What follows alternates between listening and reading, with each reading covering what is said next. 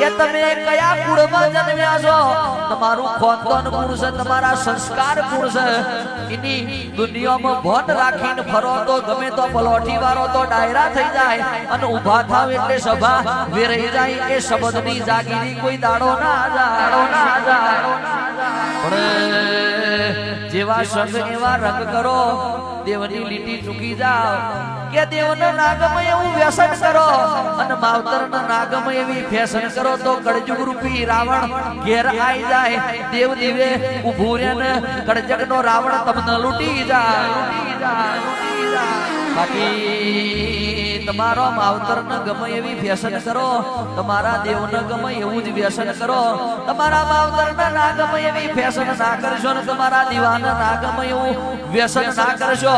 દુનિયાના રાવણો ખવ ખવ ખવ કરતા આવતા હોય અને એની દાઢો ના બોધી દે તો આપણી દાઢા